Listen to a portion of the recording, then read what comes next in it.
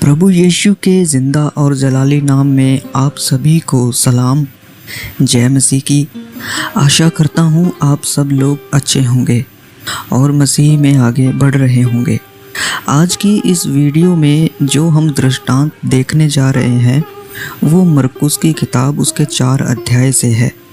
ये दृष्टांत आपको जीवन की परिस्थितियों के बारे में बताता है और इस दृष्टांत को यीशु मसीह ने झील के किनारे खड़ी एक नाव में बैठकर या खड़े होकर लोगों को सुनाया था।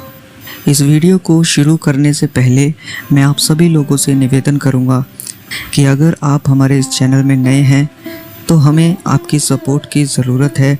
हमारे इन वीडियोस को शेयर करें। अगर आपको ये वीडियोस इन्फॉर्मेटिव लगती हैं तो चैनल को ज़रूर सब्सक्राइब करें और कमेंट ज़रूर करें कि आपको आने वाली वीडियो का क्या टॉपिक चाहिए, किस टॉपिक पर आप चाहते हैं कि परमेश्वर के वचन से बात की जाए।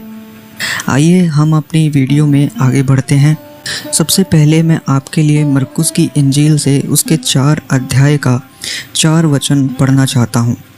यहाँ पर लिखा है, और बोते समय कुछ तो मार्ग के किनारे गिरा और पक्षियों ने आकर उसे चुग लिया। इस दृष्टांत में 4 तरह की भूमि दिखाई गई है, 4 तरह की परिस्थितियाँ दिखाई गई हैं। आज इसी दृष्टांत के भेदों को हम खोलने जा रहे हैं, तो इस वीडियो में आखिर तक ज़रूर बने रहे। सबसे पहली चीज़ जो प्रभु यीशु मसीह ने बोली, उन्होंने कहा कि पहले ऐसे बीज हैं जिनको पक्षियों ने आकर चुग लिया। 4 बीज 4 तरह के लोगों को भी दिखाता है और जो इस वचन में पक्षी है वह शैतान को दिखाता है और बीज बोने वाला वचन सुनाने वाला है। और जो इसमें भूमि की बात की गई है, जो 4 तरह की भूमि है, वह इंसान का हृदय है, वह उसका मन है जिसमें वचन का बीज बोया जाता है। पहले ऐसे हैं, ये लोग वचन को गंभीरता से नहीं लेते क्योंकि ये लोग एक कान से वचन को सुनते हैं और दूसरे से निकाल देते हैं। ऐसे लोग वचन को समझ तो सकते हैं परंतु समझना नहीं चाहते। परंतु ये लोग वचन को गवा क्यों देते हैं? उसका कारण सिर्फ एक है कि इनका वचन के ऊपर कोई ध्यान नहीं होता। इनका ध्यान, जब आप चर्च में जाओगे तो ज़्यादातर लोग आपको देखने को मिलेंगे, इनका ध्यान मोबाइल में रहता है, आसपास जो व्यक्ति चल फिर रहे हैं उनमें रहता है, या आसपास जो भी काम हो रहे हैं उनमें रहता है। ऐसा नहीं है कि ये वचन को समझ नहीं सकते, ये समझ सकते हैं, परंतु ये लोग वचन को समझना नहीं चाहते।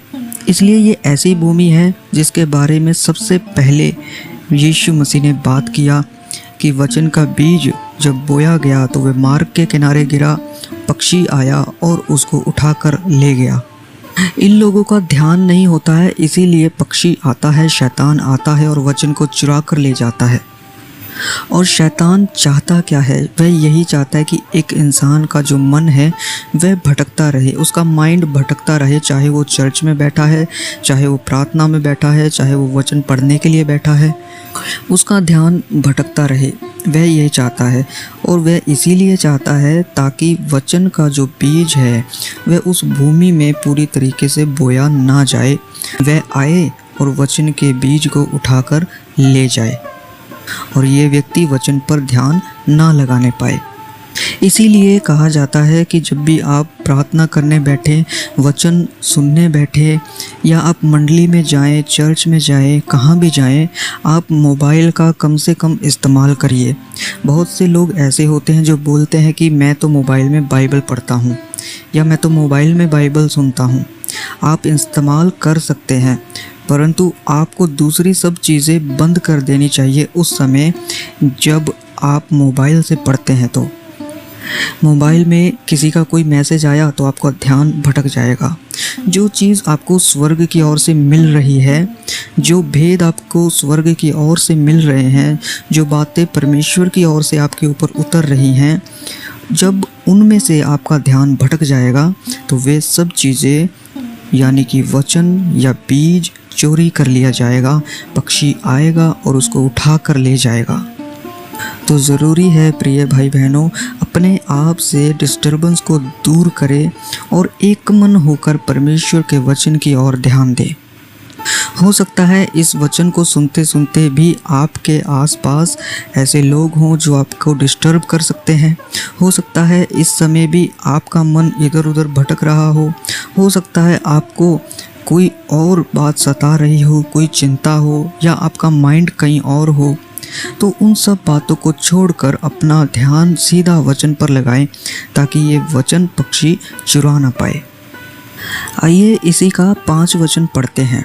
यहाँ पर लिखा है, और कुछ पथरीली भूमि पर गिरा जहाँ उसको बहुत मिट्टी ना मिली, और गहरी मिट्टी ना मिलने के कारण जल्द उग आया, और जब सूर्य निकला तो जल गया और जड़ ना पकड़ने के कारण सूख गया। ये ऐसे लोग होते हैं जो वचन को बड़े ध्यान से सुनते हैं, और ऐसे लोग आपको चर्चिज़ में और इधर उधर बहुत से मिल जाएंगे जो वचन ख़त्म होने के बाद पास्टर के पास जाते हैं, विश्वासी लोगों के पास जाते हैं, या जो उनको मसीह में लेकर के गया है उसके पास जाते हैं और बोलते हैं कि वचन बहुत अच्छा था, बहुत मज़ा आया वचन सुनकर। मतलब ये लोग वचन को आनंद से ग्रहण कर लेते हैं। इनको अपने अंदर वचन लेने में कोई तकलीफ़ नहीं होती। इनका ध्यान भी इधर उधर नहीं होता, इनका ध्यान भी वचन पर होता है। परंतु ये लोग ऐसे होते हैं जो वचन को अपने अंदर बनाए नहीं रखते कि वह वचन लंबे समय तक इनके अंदर बना रह सके, क्योंकि इनकी जड़ मसीह में गहरी नहीं होती। और मसीह में जड़ गहरी ना होने के कारण जब सूरज मसीहियों पर पड़ता है, यानी कि सूरज जो है वह आने वाले सताव को या उस व्यक्ति के जीवन में दुखों को दिखाता है। ये लोग बहुत अच्छे मसीही होते हैं, पर सताव आने पर अपने प्राणों को बचाने के लिए यीशु का इनकार कर देते हैं।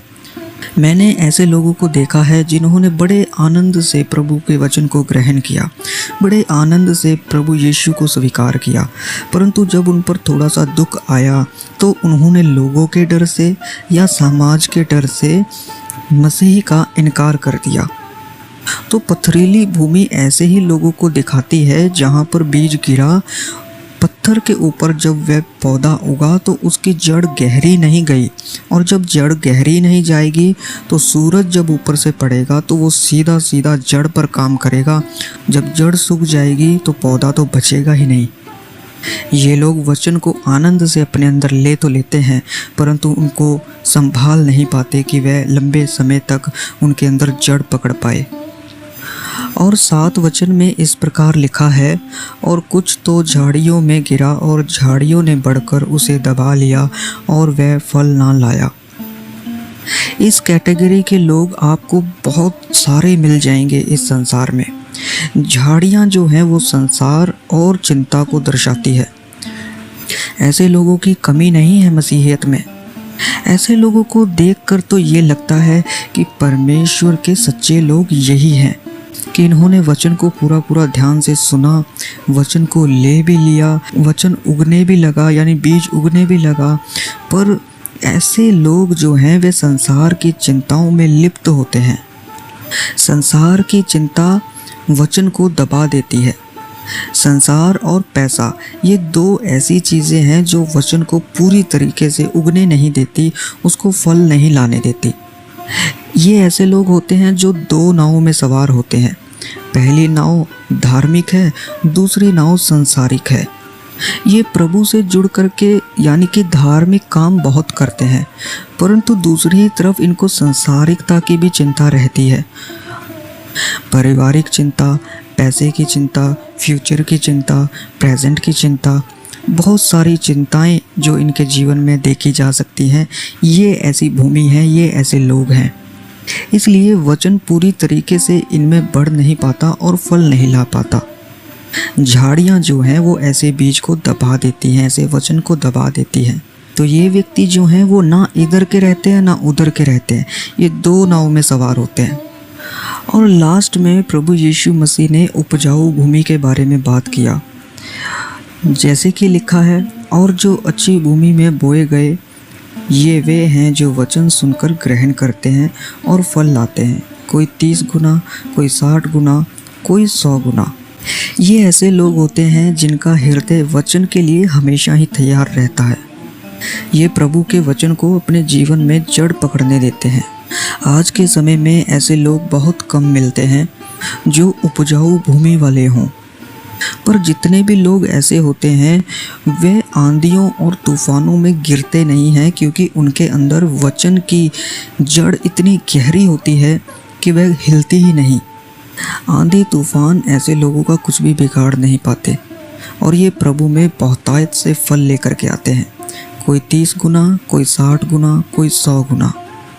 इनको झाड़ियों से भी फर्क नहीं पड़ता, इनको पथरीली भूमि से फर्क नहीं पड़ता, इनको किसी पक्षी से, शैतान से कुछ लेना देना नहीं। इनका ध्यान वचन पर रहता है। ये वचन को अपने अंदर जड़ पकड़ने देते हैं।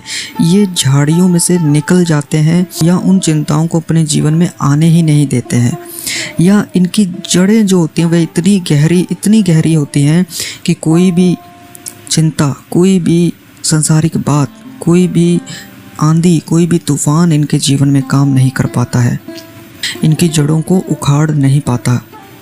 तो आज आपके लिए भी यही सवाल है, आप किस तरह की भूमि हो, आप कैसी ज़मीन हो। सबसे ज़रूरी तो ज़मीन है जिसमें बीज बोया जाता है।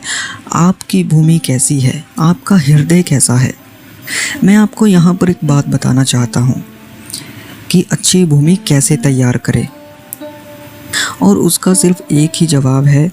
अच्छी भूमि, अच्छा हृदय वचन के लिए तभी तैयार हो सकता है जब हमारा मन हर एक के प्रति साफ हो।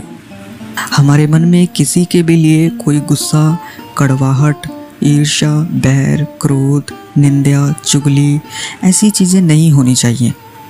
किसी के लिए कोई गुस्सा नहीं होना चाहिए।